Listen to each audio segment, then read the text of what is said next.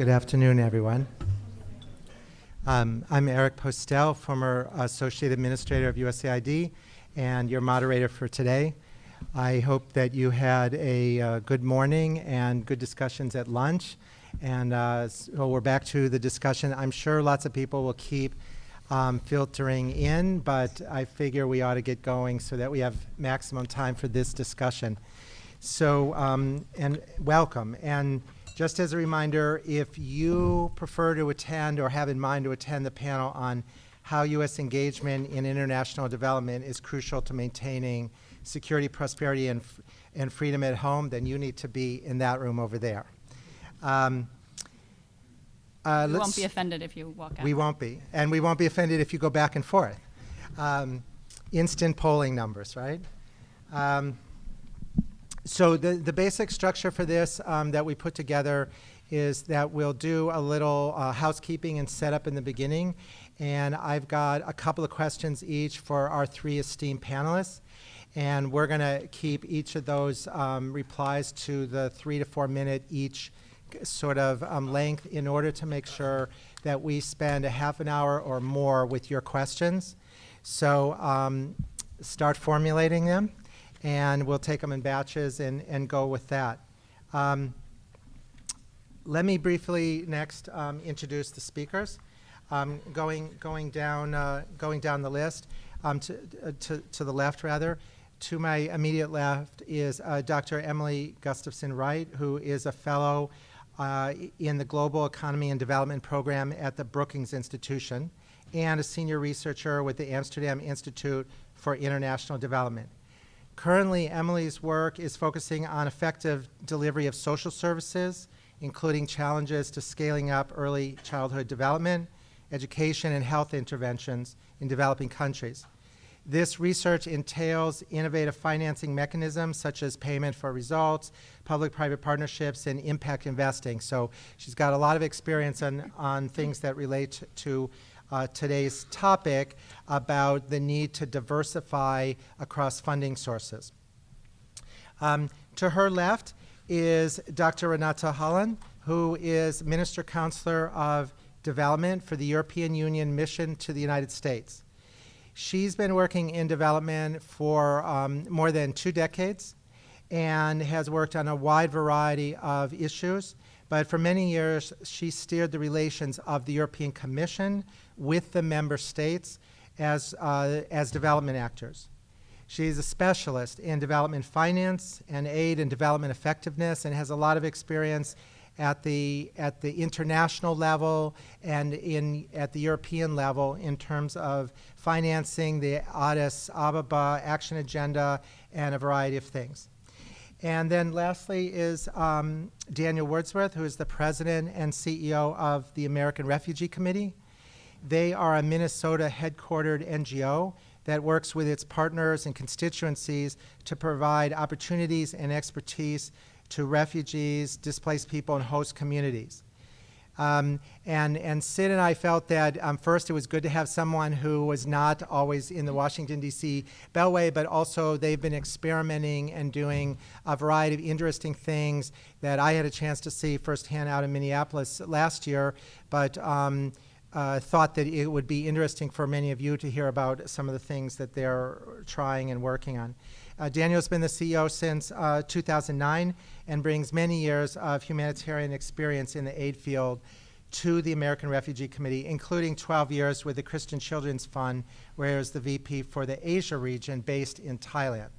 So those are our three distinguished panelists. As we get going, let me just get all of you involved in this right from the beginning. I'd like to do a quick poll. First of all, please raise your hand if you or your organization are worried about the steadiness of your existing funding sources. Not 100%, but a lot of people. All right, let me ask this. How many of you have sought new funding sources in the last 12 months? Raise your hands. Okay. And how many of you not only sought, but succeeded in getting new funding sources? Pretty high ratio, actually, and a few maybes, we'll see, right?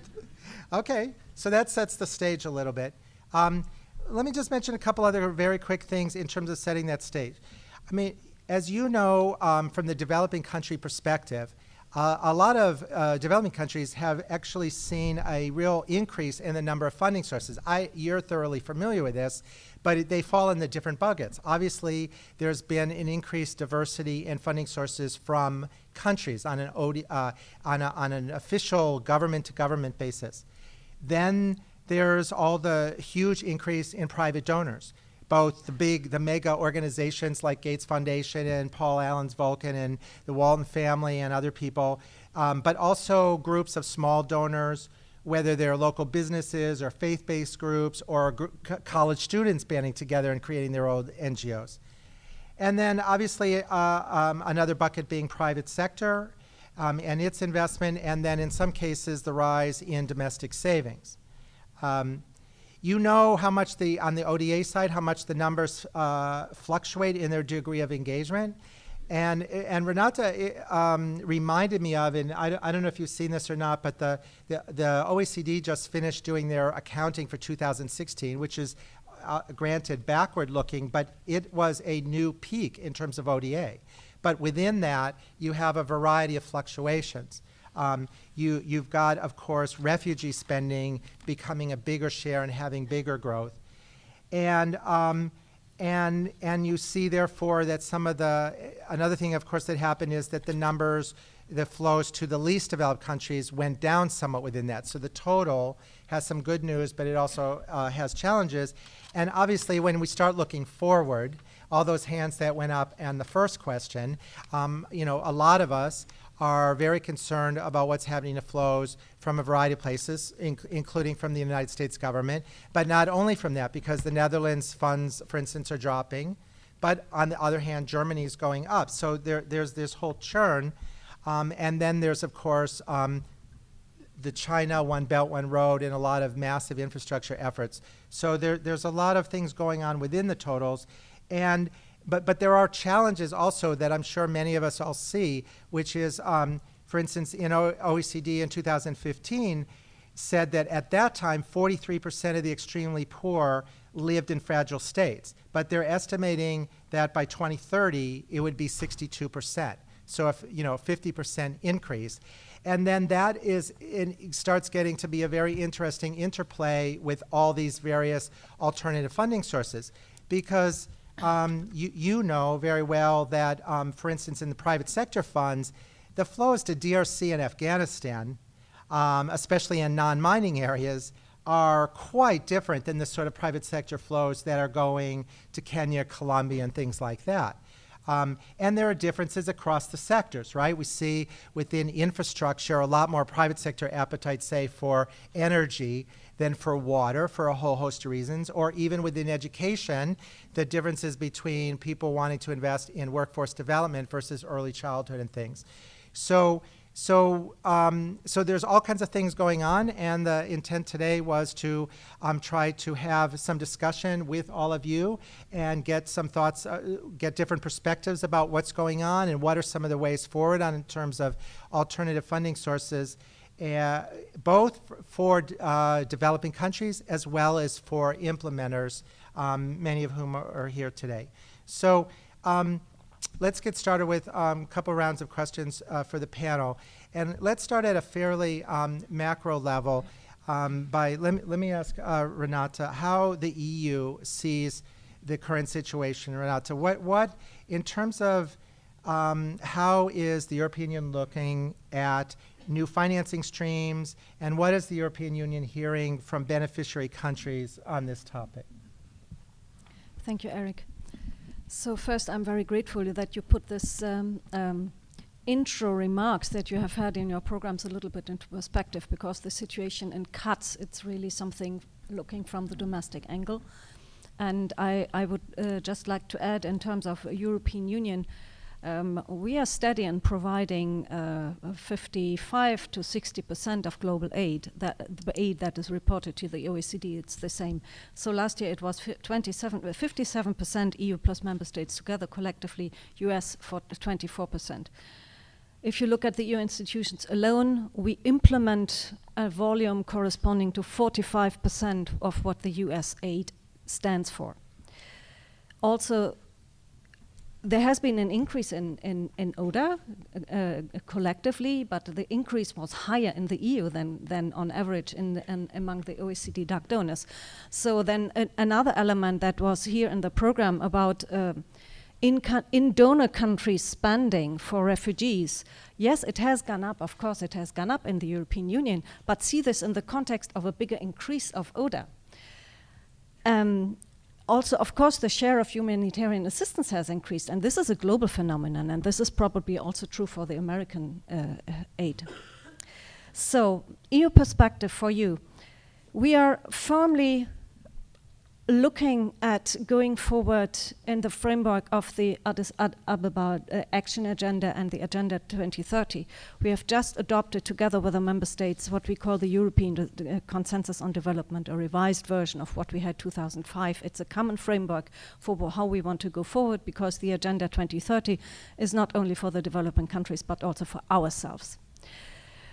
Then, of course, we know that ODA is not enough to achieve development goals, especially not the much more ambitious sustainable development goals, and that with ODA we can just support policies that the developing countries themselves bring forward. If there is not a proper policy framework in developing countries, it's becoming very difficult, and especially also in the context of an increasing number of fragile states. So what are we doing? Keywords are as everywhere else, on the one hand leveraging, and on the other hand risk sharing. I saw on the panels that some of you at lunch have already discussed blending. We have our own blending experience since 10 years. For us it means the EU funding is grants only. So what we are trying to do is to leverage with our limited grant amount investments. We have been successful in leveraging investments with support also of the European and regional development finance institutions, with a leverage effect of about 31 to 1 to 15, something like this. But honestly, the majority of the investments still remained public investments. So we want to take a couple of things to scale now. We have to. We are building, on the one hand, on a program that we have introduced within the European Union, which is the European Fund for the European Investment Plan for within the EU, where the target was to get to a volume of 350 billion investment to boost economic growth within the EU. And what we have seen there is that especially the SME window has been successful. So we have extended the program, moved the target, and building on that experience, that it especially not the big infrastructure but rather the SME projects that have gone forward, we have said, okay, now let's try to do something similar for the world. That's what we are currently working on together with the Parliament and the Council, because we need a legislative a basis for doing that. It's the European External Investment Plan. So what do we want to do? It is building on the blending experience, blending our EU internal experience, and it is an integrated framework for financing, technical assistance, and creating an enabling business environment with 3 pillars. What is new and innovative is an innovative EU first loss guarantee. So we would not, for many investments, you still need a guarantee from the country in which you are investing, and many countries cannot provide this guarantee because it has an impact on their debt sustainability framework, where they are under supervision by the IMF. So to get rid of that, which is a limitation, an obstacle to private sector investment, we are creating a European first loss guarantee. And this is a guarantee that is more far-reaching than the World Bank and IFC are currently developing together with MIGA for the low-income countries. The second is financing. And as part of the fund that we are setting up, and what we are trying to do with in total a fund of 4.1 billion is to get a leverage effect of 1 to 4 ultimately to trigger investment of up to 44 billion euros by 2020. If this works, we will extend the program. 2020 for us is a limit because we have a multi-annual financial framework which ends in 2020. We are working in 7-year periods, so we have a fight once every 7 years with our parliament, not as your administration has going forward with Congress every year. So in that sense, we are a little bit more privileged. We have a longer term planning horizon. The other elements are technical assistance to develop bankable projects and improve the regulatory and policy environment. This is to support market development. And the third is we do, with the support of our delegations, we have a global network of kind of embassies that we cannot call embassies because we are not a nation state, so we call them delegations in third countries. We analyze investment constraints, hold policy and political dialogue, and also provide, again, technical assistance to governments to overcome these obstacles. Partner countries like it very much, but they are either not cognizant or not knowledgeable how to get away of the investment obstacles. So for that reason, this integrated approach. Perhaps I stop here for now. Thank you, Renata. Daniel, there seem to be headwinds in the U.S. and perhaps more broadly on at least some existing official funding streams. How are you thinking about the need to diversify within this context and this overall topic, Daniel? Thank you, Eric. Hi, everybody. Good to see you all. I bring you greetings from Minneapolis. Although I'm an Australian, but I'm a ring in there. I'm just thawing out, actually. My feet are still a little bit cold, but I am thawing out. So, what gives me the right to sit up here and talk to you guys? So, I know Eric. That's one of them. But he asked me. I owe him. But also, we have managed to diversify our funding by, so we get about 30% of our funding now through what you'd call diversified means. So when I started as the CEO 8 years ago, we were almost all US government, UN grants. Now we get about 30% of our revenue through these diversified streams. Some of that's still the UN and USAID, by the way. It's just that we got it through our strategy around diversification. And I want to add to that, it wasn't really a strategy to diversify. It's like a trope in every strategic plan.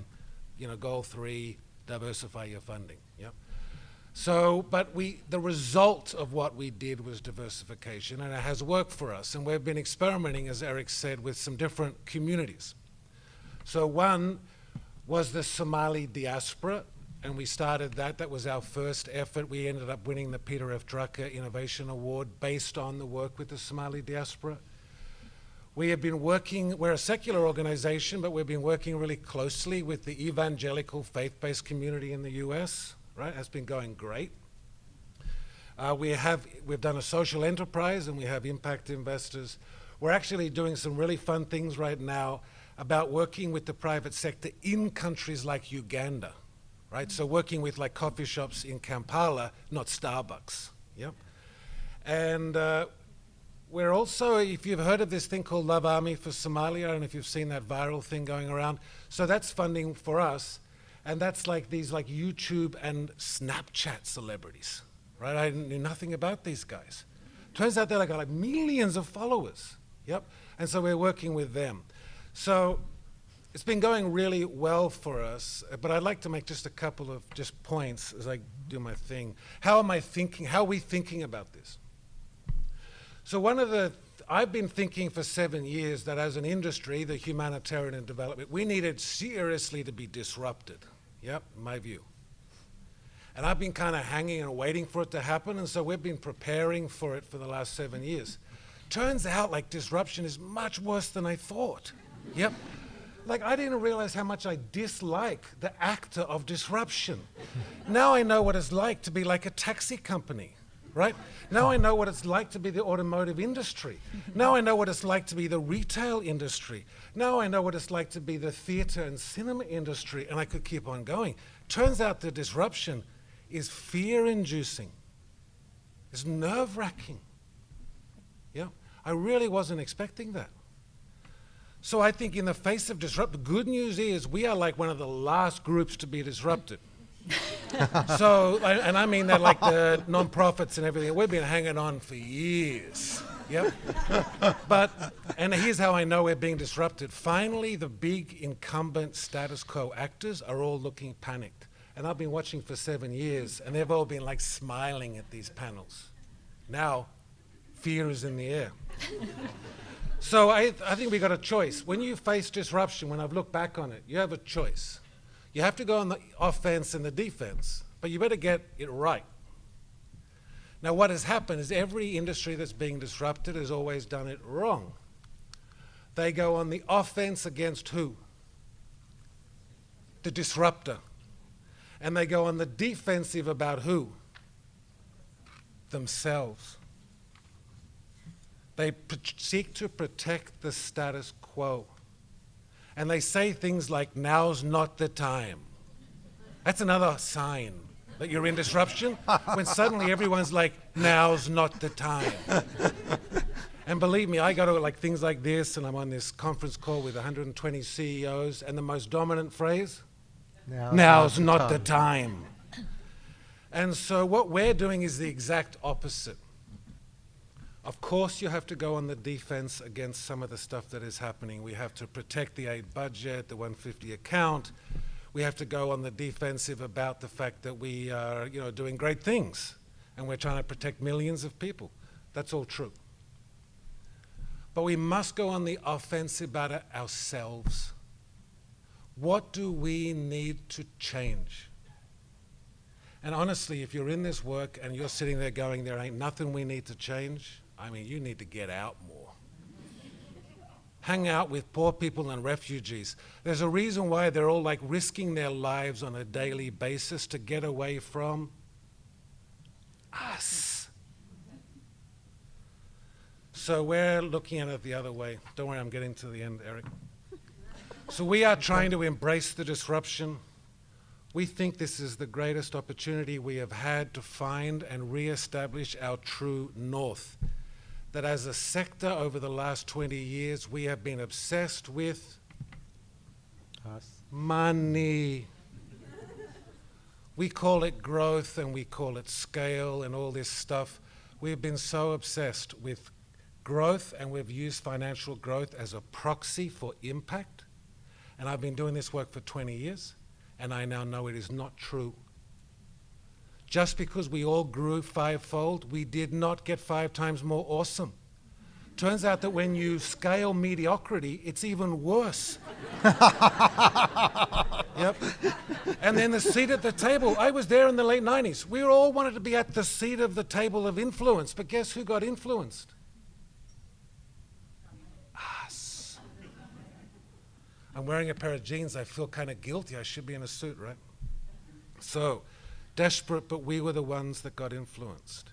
How do I know this is true? Because we're so homogenized now. When I started as CEO, my board said, how long is it going to take you, like 100 days? I said, I'll know ARC within 2 days. They said, what are you talking about? I said, look, this is what it's like in our sector. If we all stand up and you move every organization one to the left and we all sit down, we can all keep working. Nothing changed except the pictures on the wall. It used to be a child, and now it's a refugee. But otherwise, we're essentially the same. We just have different ensembles. Cap, shirt, bag. Yep.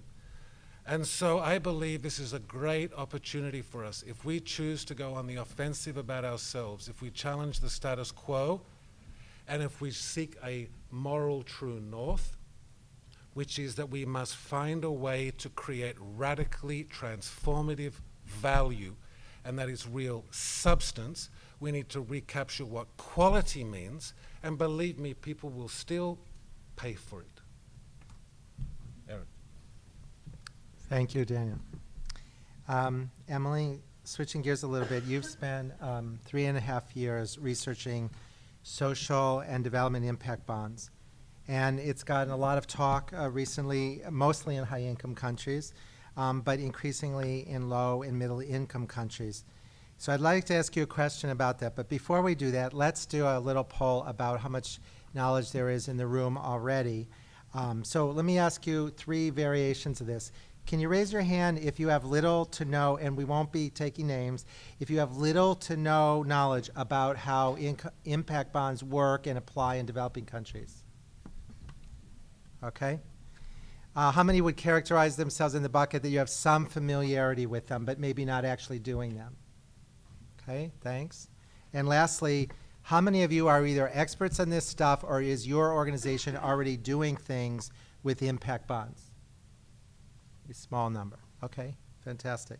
So Emily, given that range of audience, can you give us a little intro on impact bonds and how you see them working as an alternative funding source? Sure. Thanks, Eric. He's a hard act to follow down there. I'm not sure I have the Australian humor to Entertain. entertain. So a little bit of background. About 4 years ago, I was sitting in my office at Brookings thinking about how to address some of the financing and delivery constraints in the early childhood development sector in developing countries. And I came across this article about this thing called a social impact bond happening in the state of Utah for preschool education. And I thought, it's kind of interesting. I wonder what this would look like in a developing country context. And so I set out to learn everything I could about impact bonds, and inadvertently ended up publishing the most comprehensive study on impact bonds globally, I think. And so this is a policy brief of that report. But once having done that, had the opportunity to look specifically at early childhood development. There was a lot of hype. There was also a lot of criticism, and so what we really wanted to understand was, what do these impact bonds do? What's their potential? What's their limitations, et cetera.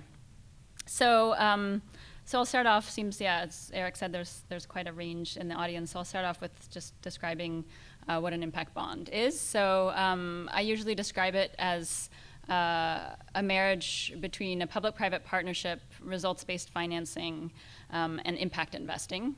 As many of you probably know who are married in the audience, marriage is complicated. This is a particularly complicated marriage, given that there's 3 in the marriage.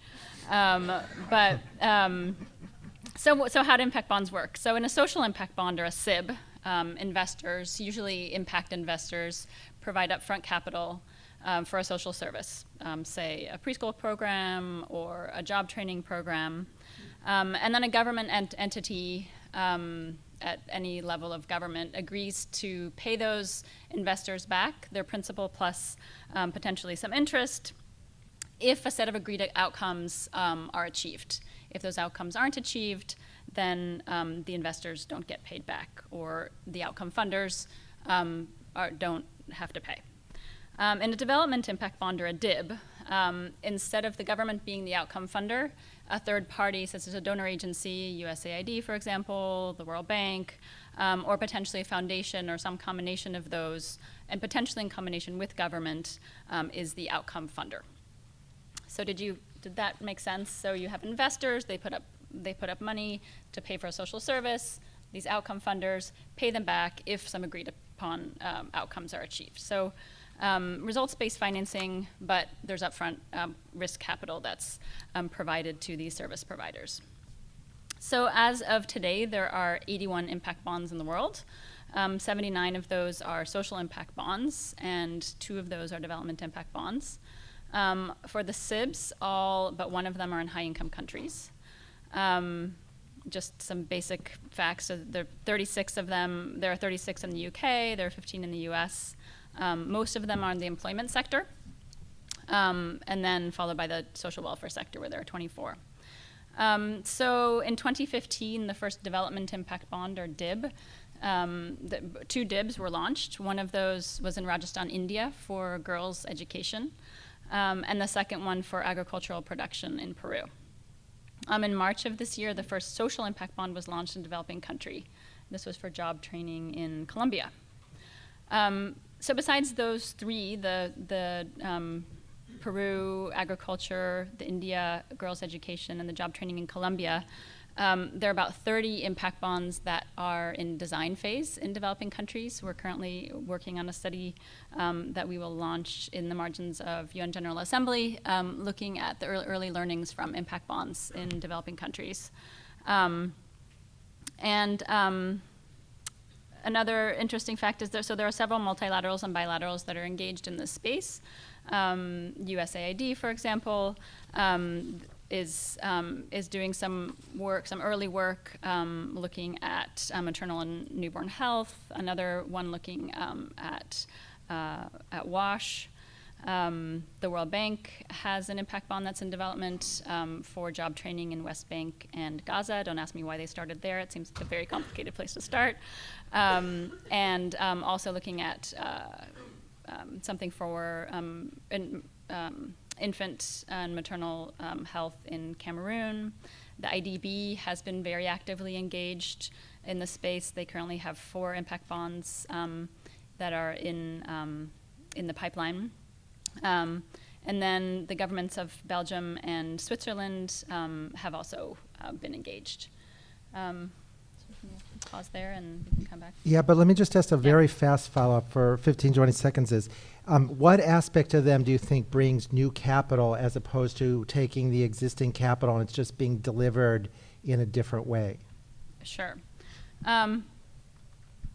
So based on our research to date, there's a lot being said about what impact bonds can do, right? And this is a very particular thing, and it's a very thus far very small and nascent, in a very nascent stage.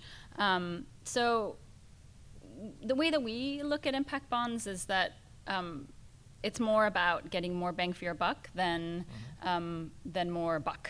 I think that since the investors get paid back, so the outcome funders are paying them back in the end. So it's not like the money is going and staying there. But potentially, if private investors recycle that capital, then there's the potential for kind of leveraging more private capital. But overall, not so much in terms of more private capital. Okay. Well, it's early days also. Yeah. So. Okay, so all three of you, it's been a mixture of talking about funding sources and also need for or different ways on the effectiveness front. Let me do one final set of questions and short answers before we turn to the audience. So, Renata, what do you think donors in developing countries need to do differently as regards to either utilizing these new sources or developing new sources of funding? I think there is a shared wish. This is for both that developing countries grow out of aid dependency. Some of them do. We have, especially in the Western Hemisphere, we have good examples where countries graduate from away from a developing country list, like Chile, Uruguay.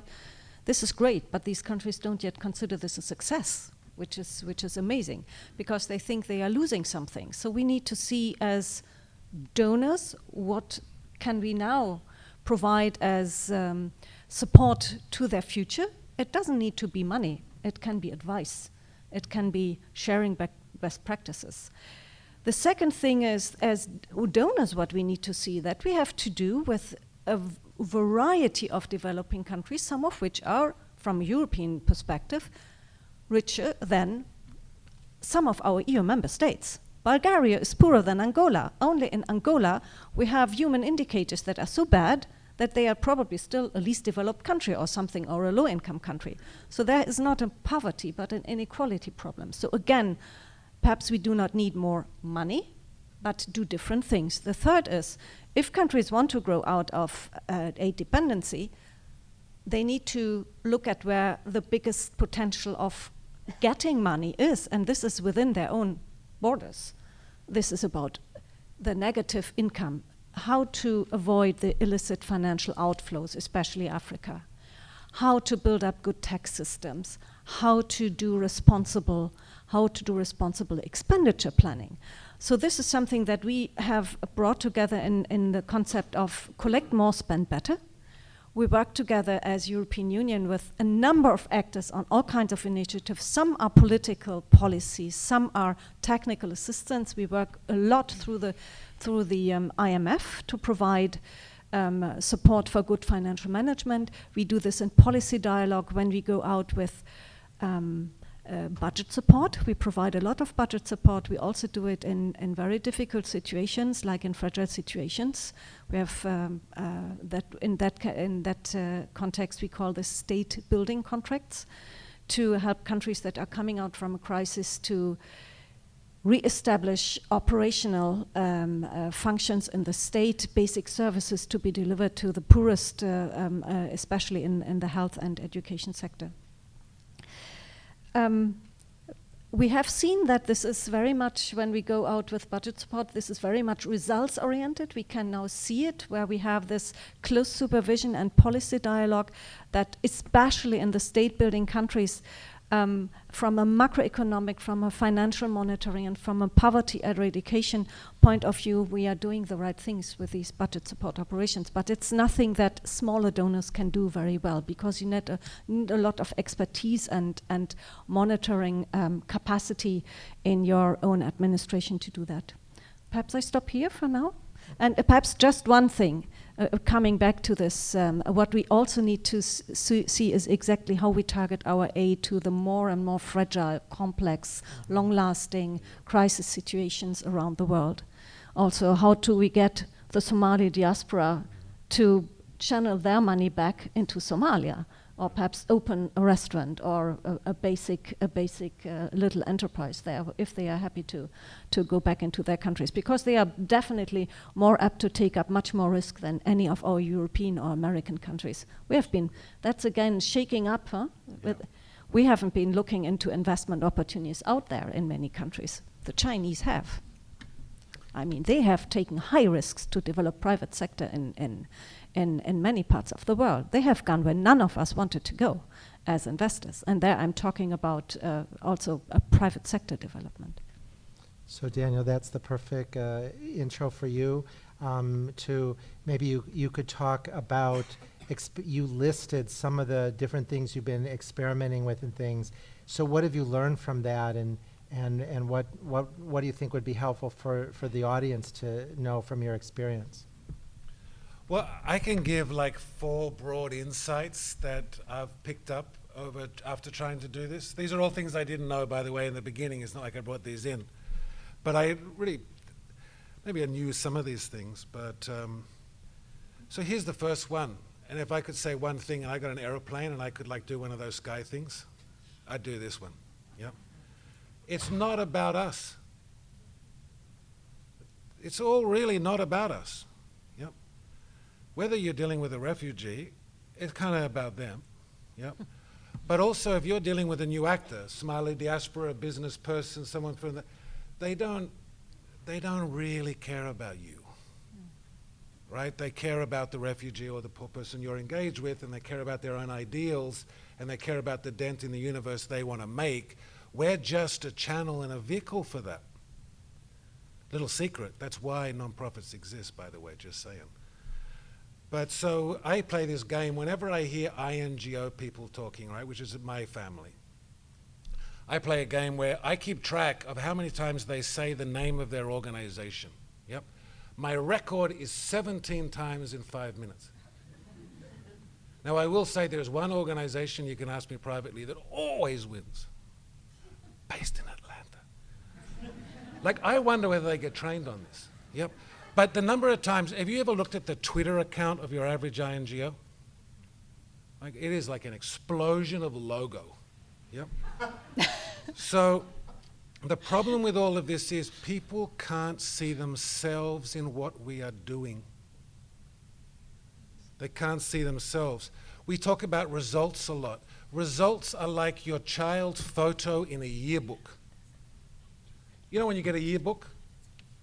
Nothing, nothing, nothing, my child. Nothing, nothing, nothing, my child. Results are like that.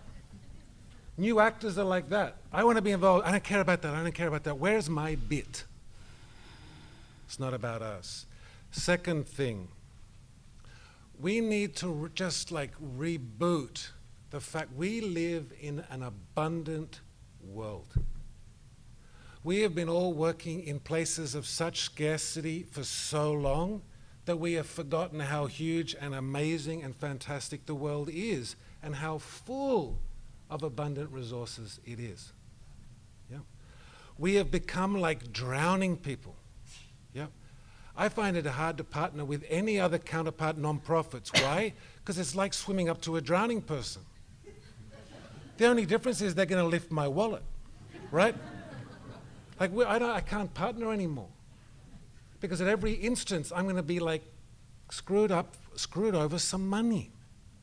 It's like we're all dying. But instead, there's a great quote by Albert Schweitzer. He says that in the same way, the underground rivers are far more numerous than the above ground streams. So the idealism that men and women hold in their hearts, it's not visible, but it lies under the surface, unreleased or scarcely released. It is the greatest and most abundant resource in the world. Amazing, idealistic, optimistic human beings. And I often find myself being like the good message guy. We have, like, from my point of view, I have a new fundraiser in chief. Every time he speaks, I put a bucket out the window and I make millions. If you work for refugees, if you work for Muslims, if you work for women, if you work for people of color, this is the greatest fundraising you've ever done in your life.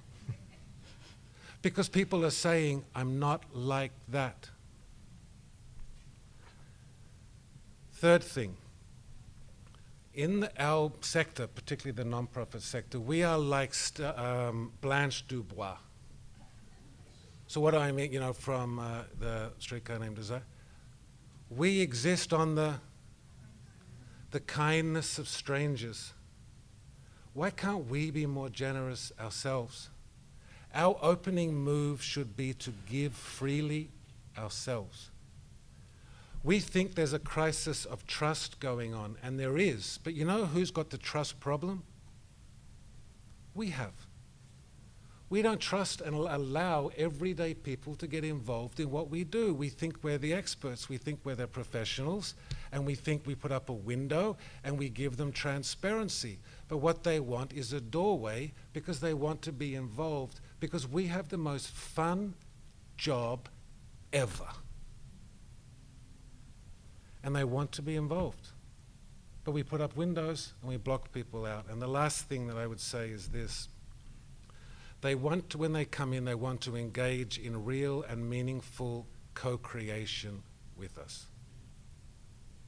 They want to get in.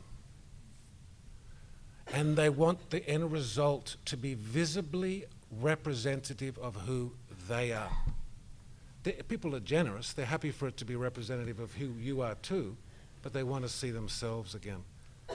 So, and as I mentioned earlier, this is the most forgotten secret of the nonprofit movement, is that we were all started at some point in time by 1, 2, 3 men and women who wanted to change the world, and they created an organization to do it. And they were almost all just everyday Minnesotan Joes or Marys. And that's what, as nonprofits, we exist to be, is a channel for the idealism of everyday people, and they're dying for the chance. And I would just say the opportunity we have now is unprecedented. We have an abundant world full of amazing people that want to work on the very problems that we're all working on. We just need to let them in. Thanks, Eric. Thank you, Daniel.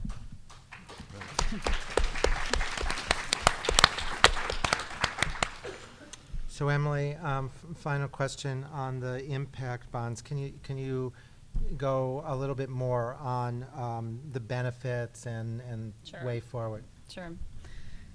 So there are indeed a lot of idealistic people doing a lot of really good work. There's also a lot of money going to things that either we don't know what it's achieving or it's not achieving anything. So results-based financing broadly, and in particular impact bonds, I think they have, if done well, have the potential to shift the focus of outcome funders and service providers to outcome achievement. I think that that's the most important thing about them, really to achieve systemic change. Second, they have the potential to incentivize collaboration between actors, between public and private sector, across government, vertically and horizontally, to improve effectiveness. They also have the potential to strengthen systems of monitoring and evaluation, improve performance management, and allow for adaptive learning. So allow for service providers to figure out what they're doing, course correct, and do things better. Transfer financial risk from outcome funders and service providers to investors. And finally, focus on preventive programs, so the kind of programs like early childhood development, rather than paying for remedial costs down the line, really focusing funding on prevention. There are also some benefits to service providers in that they provide upfront capital, provide longer-term funding, provide an opportunity for monitoring and evaluations so that they actually know what it is that they're achieving, reduce financial risk, harness private sector expertise or private sector discipline, and then finally have the flexibility to find the path to outcome achievement that I mentioned. So impact bonds are complex, as I mentioned, but as I said, I think if they're done well, the right actors are brought around the table. I think impact bonds or traditional results-based financing, I think, really can have the potential to harness the idealism and all of the do-gooding to actually achieve some good. Thank you. So now it's your turn. You see the mic stand. Let's take the questions in batches of 3. And please, as usual, the usual request is succinct questions, not long statements. And just tell us your name and your organization, if any, and we'll take them in batches of 3, and then our panelists will self-select to give short answers. Let me just say, as you may remember, you have a break after this session, so I'm going to ask the panelists to do, modest length replies, and you can always have in-depth conversations at the break time and so forth. So if folks want to come up, or do you want them coming up, or are you going to pass the mic around? Okay, I know a couple of people started to move, but okay, she's going to pass it. Is there only one, though? Let's line up. It'll be faster, if you don't mind, because you'll be running a track meet here all around the room. So, yes, ma'am. Why don't you ask the first question? If a couple other people want to go up to the mic, we'll take a batch of 3. I'm Amy Kokenauer from NCBA CLUSA. Emily, I have a question for you. So the investor gives the money to the service provider, and then based on outcomes, the outcome financer pays that back. Where's the accountability for the service provider? Where's the risk and the accountability there? And then I'm going to sneak in a second one to Daniel. What did your organization, you said you looked internally in terms of how to disrupt yourselves, and can you give an example or two or how you've done that? Okay. Thanks, Amy. Yes, Hi, my name is Pamela Pine, and I'm going to sneak in 2 questions as well. I work for Planet Aid and Humana People to People. We work in Sub-Saharan Africa and China, India, and Latin America in education, health, and agriculture. I'm wondering if maybe with regard to the bond, the social bond issue, if somebody could give a really concrete example. I think that would help us all, certainly me, in understanding exactly how that functions. And the second thing is, Daniel, thank you. Your comments are very well received from me, and I know so many other people. The focus on not us and who we are trying to serve is so important. And I think some of the issue and the concerns of so many working in international development are that how do we then set ourselves up to work within the organizations? We, it seems to me, need to change an entire structure. And it would be really helpful to hear you speak a little bit about what your vision is in order for us to set ourselves up to serve in the way that you're talking about. Okay, thank you. Yes, ma'am. Hi, my name is Lisa Wee. I'm with Chevron, and I'm really happy Daniel brought up the diaspora. We funded a small pilot project around there, and I wanted to know if you had to look forward in 10 years' time, what do you see the diaspora engagement and funding space looking like? I think it's still very nascent at the moment. And then just to know what are some of the challenges that you've experienced working with a diaspora community on funding for their programming would be really helpful. Thank you. Okay. So on this round, Daniel and Emily are going to be busy. So Okay. Emily. Yeah, so the first question was, what is the risk to the service provider? So most often the service provider doesn't hold a financial risk, but they hold a really big reputational risk, right? So, you know, if they don't deliver the outcomes, then in particular, you know, in this impact bond structure, and especially now because they're so young, there's a lot of light shining on them. So, yeah, if they don't deliver the outcomes, then it impacts their reputation. And there are some cases where I'm trying to think of how many, but there are a couple, at least one that I can think of impact bonds where the service provider actually puts in part of the investment. And there are ways of structuring it such that the service provider holds some of the financial risk. So the second question was an example. Yeah, I wanted to give an example. I just didn't want to use too much of my allotted time. So I appreciate the opportunity to give an example. So, so in India, in May of 2015, there was, so the second development impact bond was set up. If you recall, a development impact bond differs from a social impact bond in that the outcome funders are a third party, such as a foundation or a donor agency. So in this case, actually the investors were a foundation. So UBS Optimus Foundation put up capital to pay for this service to a service provider called Educate Girls that works to get girls in school in India. And they agreed upon, together with the Children's Investment Fund Foundation, SIF, a set of enrollment and schooling achievement, education outcome metrics that they hope to achieve. And then there was something called an intermediary called Instiglio that worked closely with them to set up this deal to decide what the payments would be for each of these outcome metrics, et cetera. So in the contract period was for 3 years.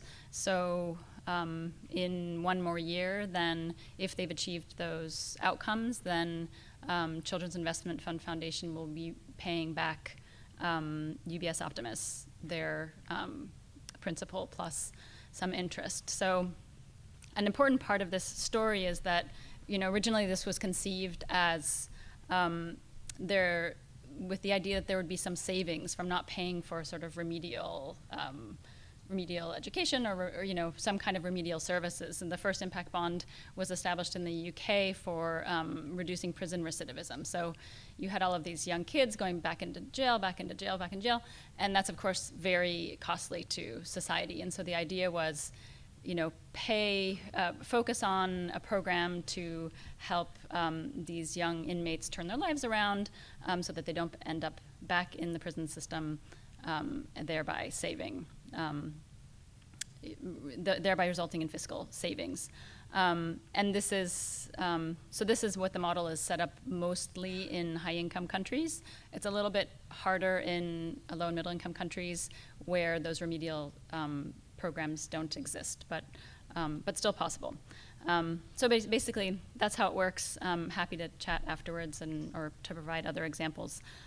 Just to clarify, they aren't bonds. It's a terrible name. It's stuck, unfortunately. In the U.S., it's called Pay for Success, or PFS financing. Australia, they call them social benefit bonds, but they're not bonds. Okay. Daniel. Thanks. Thank you, Amy.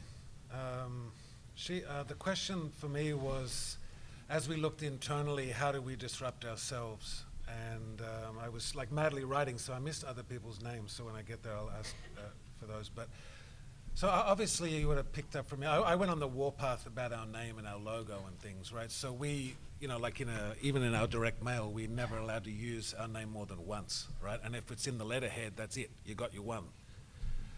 We also, in every co-creation that we do, we actually rebrand it a different name because people want to be part of something they helped create. And so if you were to look, our diaspora work is called I Am a Star.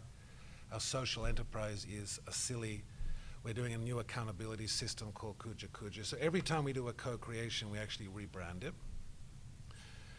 But I will add some other things. There's a nice quote. If you saw that, Steve Martin did this really nice thing in the New York Times just recently. He had this great quote in there about you have to decide what your end is. And if you want, if you decide your end is to be great, then you need to work back from there. And so as we were thinking about disrupting ourselves, we thought, what's our end state? And again, in an industry, and I'm not really impugning people's motivation. I'm really, everybody that I've met for 20 years loves doing this work and is in it largely for great reasons. But finances has become this thing and money's become this thing, but also growth. And a part of the way we've justified all of that is the headlong pursuit of scale, as though it's some sort of a holy creature in our world. Yep. Scale, scale, scale. I'm so bored with scale. Yep. And because it pays well. So then we thought if you work back from scale, the problem with that is scale is just mass, like a lot of things fast. I mean, who does mass in a really awesome way? I mean, Comcast does it well. I mean, they do it well, right? We all turn our TV on every night and there's like hundreds of channels, but it's not really like what we want. It's not great. And so then we were thinking through, what if your goal was to have real substance? Yeah, because we can't use the word quality, we've just killed that one. So I thought, well, what if we could replace largeness? Because that's a real 20th century concept. It's like Jack Welch, you have to, in order to do a large thing, you must be large. But in the 21st century, I'm not sure that construct remains. It certainly still works, but I'm not sure that it's the only way anymore. So what if you could replace largeness with closeness? What if you could replace largeness with proximity, being closer to your customer? Yep. And then you ask the question, well, how do I get close to my customer when I have millions of customers? And then we're thinking through this idea of, we all talk about the diversity of the nonprofit sector as though it's a bad thing, right? That there's thousands of us. We talk about that as if we sort of talk gleefully about the consolidation of our sector. But that's a little bit like talking gleefully about the consolidation of wineries, right? Like, we love the little boutique wineries. They do better with their customers. They make better wine. And we have this really rich and diverse sector. What if we just embraced it? And so in the second point, instead of being so focused on control and compliance, what if in the 21st century we were focused on collaboration and we found a way to mobilize that network of richness and diversity to be compliant, but to be closer to customers? What if we replaced our models with design? What if we put passion back into our profession? And what if we emphasize vision over money?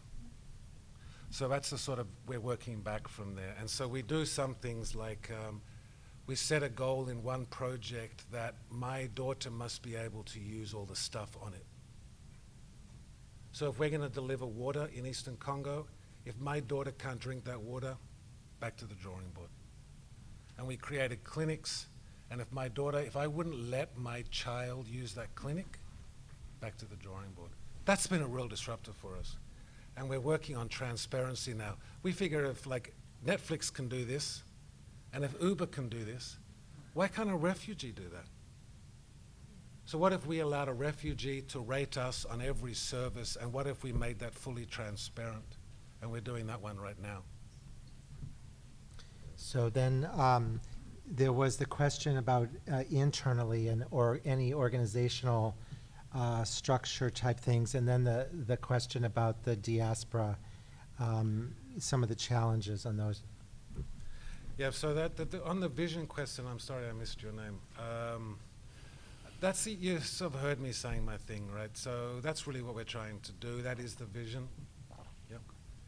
You know, I sat with a person in a government in a country that's pretty tough on NGOs, and a lot of us wouldn't like. And I spent a day with that guy, and he runs like all the INGOs. You know, he's like the coordinating guy from the government. And these governments, they're like bad guys, right? And on the last day, I was with him, we were having a cup of tea, and I got to know him, so I said, tell me honestly, what do you think about us? And he paused for a second, he said, he goes, I get it, I am the bad guy. So I feel bad about saying this to you, but you know, I'm a government guy from this particular government, right? No one expects much from us. He said, but you represent the best of us. You represent average, everyday people that have decided to get up and to cross oceans and to work in some of the most dangerous places on earth. And you do it because you care about people. You are like the most noble part of us. He said, but in truth, you just behave in such a small and mean way. You just haven't lived up to your promise. And man, that was like a hit. And for the last 7 years, I've kept that. I've thought, why couldn't we be an organization that just lived up to our promise? Yeah. And on the Chevron, on the diaspora one, the diaspora is a really interesting case. I don't know how it will end up. There's been really, it's been an interesting experience for us. You know what the best thing about partnering with the diaspora was? Is they made it all personal to me. That's part of what we've been trying to recapture. Because when we were doing it before the Somali famine broke out in 2011, and we'd been doing all this work for a year with the diaspora, and then the famine happened, and we were like perfectly placed. And these people had got to know me, and so they were in my office, and they were in our office all the time. But when you're talking to people whose mother is experiencing famine, when people come into your office and they've just been on the phone to their cousin who had a child die, and they're talking to you like that, and that really personalizes it. They didn't allow me to be like objective about it. So the greatest gift the diaspora work gave us was emotional proximity. Yep. It's been of immense value to me, yep, having that. That's the best thing you get. Yep. What's been surprising to me is the little take-up on this. It works so well for us. We raise millions. There's some of our biggest donors to this day are Somali businesses in the Somali community. It's like awesome. My own board was really worried about it, and it's just been surprising. It is hard. So the way we engaged with the diaspora is we hired the design firm IDEO. Are you familiar with IDEO out of Palo Alto? They design like, if Apple wanted to sell a product to the Somali diaspora, Apple would hire IDEO to tell them how to do it. So no one had really partnered with the diaspora. And I don't mean, if you just hire a Somali person randomly to work on your staff and they bring their mates in on your advisory council, that ain't partnering with the diaspora. Yep. And I'm thinking about a couple of things. But we hired IDEO to actually design how does an organization partner with a diaspora community and co-create with them. And that's where we spent that year immersed with them. And we did a lot of work on this. And I think sometimes it's just very hard. So I'm not sure that people are really serious about engaging a diaspora community, because if you engage with them, they will make you accountable. I mean that literally. They would walk into my office, shout at me, because it's their family. So you've got to be ready for that. So I think that's part of the challenge of the diaspora. Okay, thank you, Jen. Let's take another round of 3 questions. So some people want to make their way. And as they do that, Renata, a little question is, obviously the European Union is working at a macro scale, and so much of it goes directly with the government. But are there elements of the plans and strategies that are trying to encourage staff to engage in dialogues with implementers and the government to say, let's try new things and let's explore and let's use some of these, for instance, risk sharing things that you're building to try to work with new groups or new modalities or anything? Is this Yeah. for now? It's for you. Okay. I don't know. What I do know is that as we are not financial engineers at the European Union institutions, so we work with and through our member states. They are closer. We have the European Investment Bank that is great within Europe, which is great in the neighboring countries that are on an accession trail, that is also still great in the Mediterranean countries, but which is not great going into fragile situations. So we need to partner with others. And there we work through intermediaries. Because we can't reach out directly, we have a lot of development finance institutions from our member states. And this is, I will tell you about this European investment plan. We are still not yet finalized with our legislative proposal. Because member states have vested interests to have a big place for the development finance institutions of the member states. And we are fighting to keep it open, because not all of our development finance institutions of the member states, be it Belgium or be it Spain or be it even big Germany with KfW or AFD from France, they are not good in going into all contexts. So we need to keep it open to bring in regional development banks, perhaps also to bring in the World Bank, the IFC, because that's what we see. The EU and the World Bank and the UN, they are everywhere. Everybody else can withdraw if they want. As a member state, we can't, because we have legal obligations to stay everywhere. So in terms of financial engineering, I'm a bit far away, but I just know that we also, another point is, how close can we get to the small guy that wants to set up a micro or small enterprise and move from the informal into the formal system. I don't yet know how this is going to be catered for in this investment plan when it comes to implementation. Okay. But I think our delegations will have to play a big role in that. Speaking from a USAID job from before, I think it's a work in progress everywhere on these topics. So, yes, ma'am. Good afternoon. I'm Amy Johnson. I'm an independent consultant, and something I feel like we've been talking about community-based development without saying the word community-based development, and as a returned Peace Corps volunteer and former Peace Corps staff member, that speaks to me quite a bit. But I wanted to zero in on this results-based investment or pay for success, and I'm very curious as to who defines what success looks like in those situations. Thank you. Yes, sir.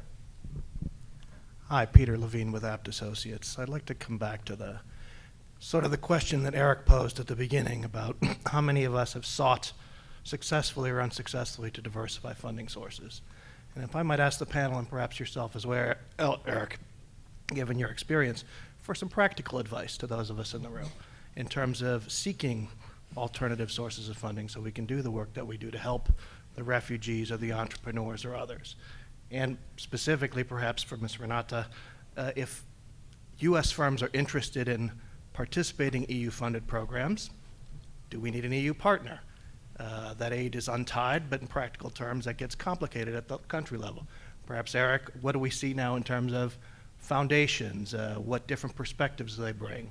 Or knowing you are part of MCC, and part of my successful diversification has been MCC and MCA-funded programs.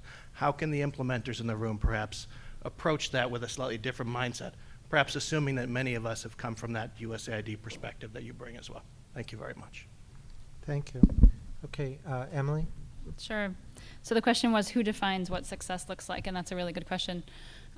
So each of the impact bonds that exist so far in the world, so there are 81, they all look kind of different. They have lots of similarities, but they all look a bit different. And in some of them, the outcome funder was really the driving force behind the impact bond, and others, the investors were more of the driving force. In some cases, for example, in the UK, they actually use a model based on something called a rate card, where actually the government, or the commissioner, as they call it in the UK, puts out a rate card where they say, we want to see this set of outcomes, and we're willing to pay this much for it. And then you have sets of investors and service providers that then bid basically on that and say, okay, we can get you this outcome at that price, basically. So it's creating like a marketplace for these social outcomes. They've looked at something like that in South Africa for impact bonds in the early childhood space. And so it really depends, but I mean, often, and I think this has been a criticism, those of you who are familiar with the results-based financing, some of the results-based financing that exists thus far, in particular in the education space, that's been one of the biggest criticisms, is that sort of these outcomes or metrics are placed upon these service providers that really are often not reasonable and not achievable for them. And what I've seen so far in the impact bonds that exist is that it's often very much a conversation and a long period of coming to agreement between the investors, the service providers, and the outcome funders. And I think that's what I talked about, this sort of the collaboration. These teams are sort of formed to figure out how to make this work. And obviously the outcome funders at the end of the day have to be happy because they're the ones who are paying for these outcomes. But the investors also want to make sure that they are getting both a return on their investment, but usually they're impact investors, and so they really care about achieving an outcome. So I would say it varies, but usually it's kind of a balancing act between the different actors. So then, Renata and Daniel, do you have any comments you'd like to offer vis-a-vis the things that Peter raised? Yes, this was basically a question on the eligibility of firms from wherever in the world, like take US or somewhere else. I don't know, but I haven't read anything in terms of restriction, in terms of where companies are from. Because we want to foster private sector investments, be it domestic, be it international, but we would operate through, especially when it comes to using the guarantee, this will be handled through investment windows. First, the overall investment plan is currently only for Africa, entire continent, and what we call the Eastern Neighborhood countries. So this is basically the Mashra countries and then the Southern Caucasus countries, and the enlargement region. Second, we would go through looking at a particular sectors, probably like guarantee for renewable energy, or another part of the guarantee, especially in fragile situations, applying strict principles like no harm, targeted solutions for a very individual situation. So in that sense, there will be a strong screening, but I don't see that there would be in principle an exclusion of any company. Daniel? But as I said, the legislative process is still ongoing. We have formulated it in an open manner as Commission, taking the initiative. Daniel, do you want to add anything? Okay, so I'll just say a couple things in case useful, Peter. Obviously, you all represent so many diverse organizations, and then you have so many diverse funders. So it's hard to say a simple thing. But I'd say a couple different comments. I mean, obviously, for some people, diversification means just literally talking to other traditional, historical sources that they may never have worked with, or some of the big new emerging ones. And some people are well down that road. That's like yesterday's news, like a decade. But for others, that's not the case. They are still heavily concentrated. There are, for instance, a few U.S. Organizations that you look at their 990, for instance, and their 90% of their revenues are USAID or USAID and state, but all U.S. government. And I think there's a few cases of that in Europe, depending on the European Commission. I think a lot of it also, it partly depends on the organization, their capabilities, et cetera, et cetera. But the private sector, the partnering with the private sector, that's been discussed many, many times. But more recently, as many of you know, the whole discussion about domestic resource mobilization. Because if you look at the revenues of the governments themselves, those revenues are swamping both the ODA and the private sector investment levels. And I get why some people historically, this relates to one thing Daniel said at one point, it's nice and safe and easy if all your customers are within 495 Beltway and you know what the reliability is and the problems, because yes, even a AAA can be slow in paying, but you know how that whole system works, to then try to say, all right, we're going to go to 37 different African countries and have 37 different clients with their own payment systems and all that. But increasingly, that's where the money is. Right? And so there's that diversification sense. And then, but beyond that, there's also, and this starts to edge into a few of the things Daniel was saying, which is individual communities, individual companies, individual actors. And I think Daniel made the reference to local companies like in Uganda. I mean, the numbers of the amount of investment and also sort of more donation work is climbing. And I think we'll continue to see that climbing, where maybe now Strive Masiwa is very noteworthy as one of the few Africans, him and a few others, but I think we're going to see that more and more. I mean, I've had business partners in Africa who are now in their 40s, and they're not billionaires or anything, but even in their own small scale, they do their regular work, and then they're sponsoring, trying to get a high school to generate results, or healthcare clinics, or whatever. So I think part of the diversification thing comes from actually thinking about one's expertise differently, going out to the customers, to the field, that closeness, right? And thinking more generically, not here's the standard offerings of here's our 5 products, do you want any of those pencils, erasers, or whatever, but more we have this deep experience in a lot of countries, and how can we be of service to you, the people in the country, or you new companies investing, or new donors going to these places. Nothing terribly insightful about that, but I think that's the kind of work people have to do, and then they have to be patient about it. And Daniel gave a couple of examples that I think, and USAID found this in the context of like GDAs. I mean, USAID's now been at GDAs for 17 years, and it's still learning about how to do that co-creation right, and how to talk best about the results that are needed, and to walk away from things early rather than later when it just doesn't make sense and all that. So it is a long-term investment, but I think a lot of you are already working on that, and I have a feeling it will keep accelerating, whether it's about who are the sources of funding, or whether it's about new structures and methods like we heard from Emily and Renata, or whether it's changing the whole business approach as Daniel was advocating. So in case that's useful, that would be my 2 cents. So with that, I'm going to wrap it up. I know you have a break, and I know our panelists can at least talk for a few minutes if you want to come up afterwards and just ask something one-on-one. But first, let me start by thanking you for coming and for your very hard work on development for all these years, for your internal idealism that drives you forward. Let me also say thanks to Catherine and Rafelson and her whole SID team.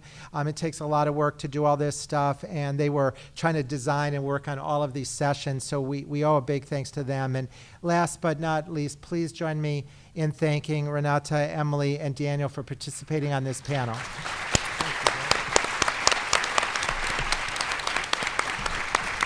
Thank you all.